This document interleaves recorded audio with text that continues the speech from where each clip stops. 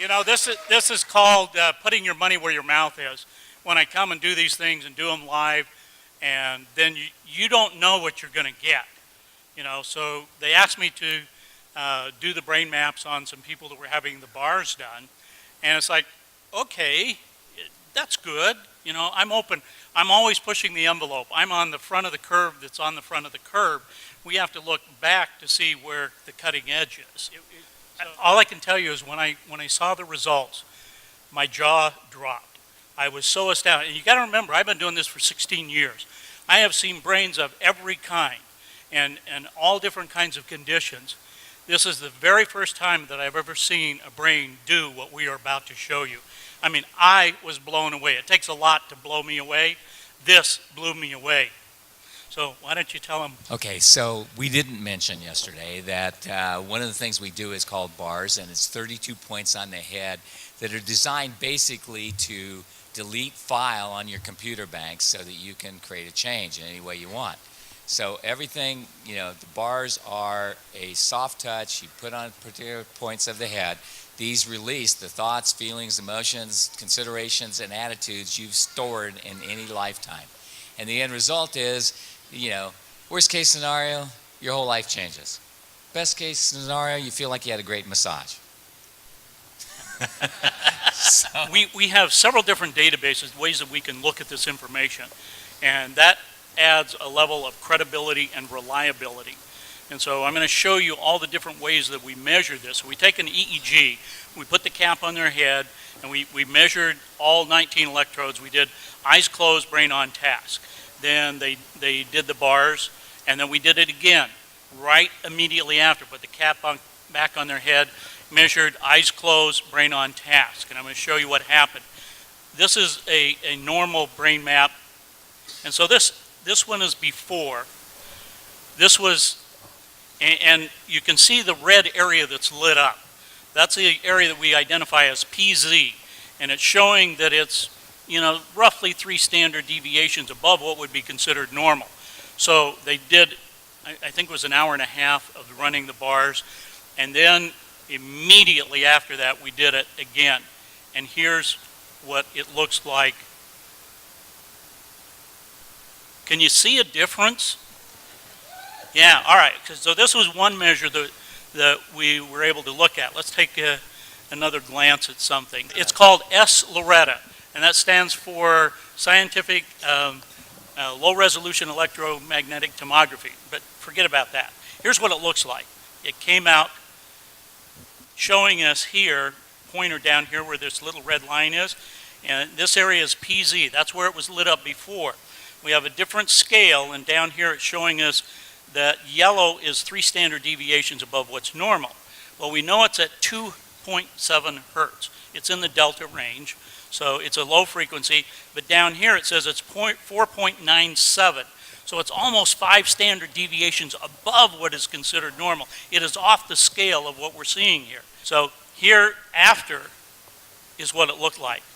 See, you can see the dark color here is the normal range. It's also saying that the change happened at 2 hertz. Okay, well that's all well and nice. There's another part that we look at here that is called the S-Loretta part here.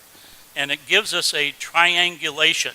So we have what's called an x-axis, this black line here.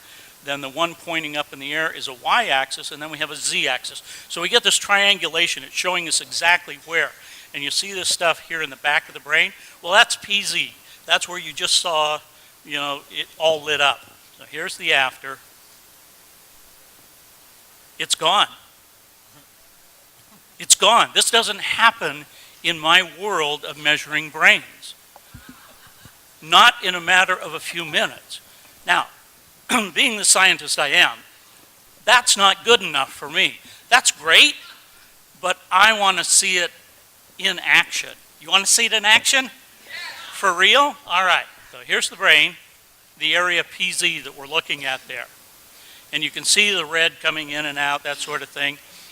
This is the playback of the EEG. So we've taken her eyes closed EEG, and we're now playing it back. So I went through and pulled out the pieces that I wanted to show, and they said, okay, make this little movie for me and show it. Now let's look at the after as well. Okay, so here's the after. All right, so that's the after. Let's go to the before.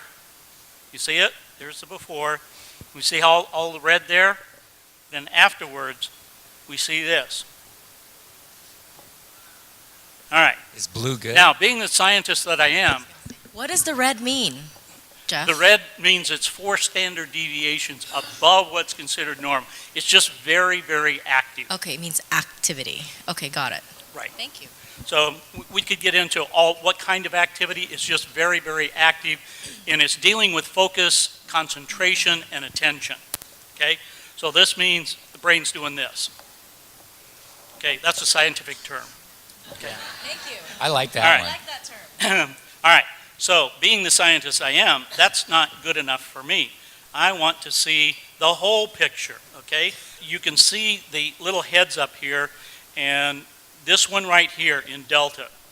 We're going to watch that as it plays through the sequence of events here. Additional things that are down here that we're looking at are coherence.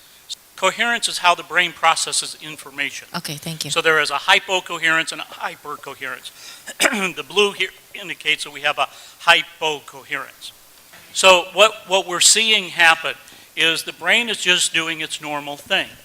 So the phase and the coherence is what allows that higher level of consciousness. So in measuring thousands of advanced meditators over the last couple of years and talking to them and looking at their brain maps, we've been able to determine that this relationship between phase and coherence is very important.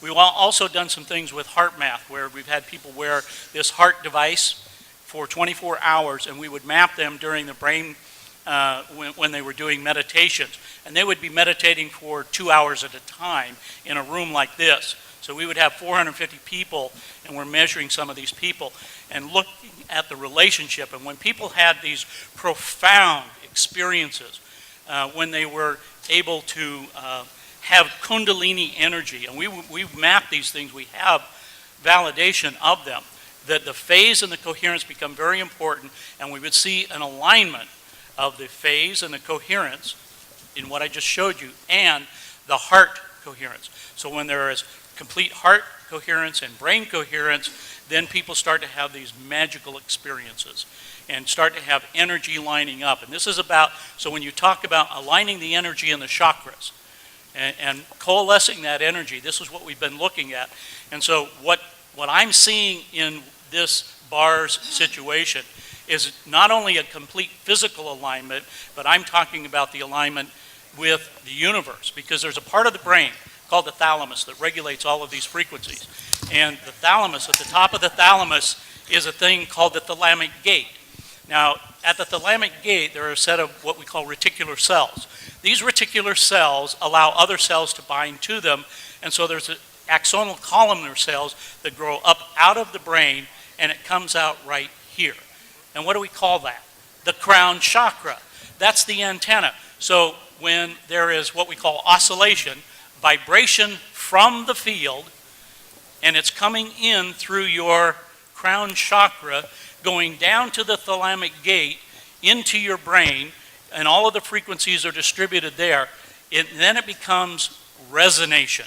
The cells in your body are resonating with that energy. So when you have a thought, where does it come from? It starts down in the subcortical regions of your brain. It goes up through the thalamic gate, comes out here, and interacts with the field. Okay, you still with me? Remember yesterday I was talking about 17 seconds? If you hold that energy and you're putting that energy out for 68 seconds, that is wave energy that's coming out, right? Once you hold that amount of time, the visualization that you just heard and that you just did, that kind of visualization, if you hold that for 68 seconds, it now has enough mass energy in the brain to affect particle energy. Okay? That's where the transition comes in. So the longer you hold these thoughts, the longer you work with them, whether it's visualization, mind movies, whatever your technique is, the power of that is absolutely astronomical. Now, to be able to coalesce that energy and to bring it together in what I just showed you is absolutely possible. And I believe we only have, the one person that we've processed so far. But as a scientist, I can tell you with what I've seen over the last 2 years and the thousands of people that I've worked with, this is absolutely amazing. And I'm sure that each and every one of you have the ability to harness this energy, to start working with that within yourselves, because it's not the magic of the science. The science just helps you let you know what is happening and how it's happening to you as an individual.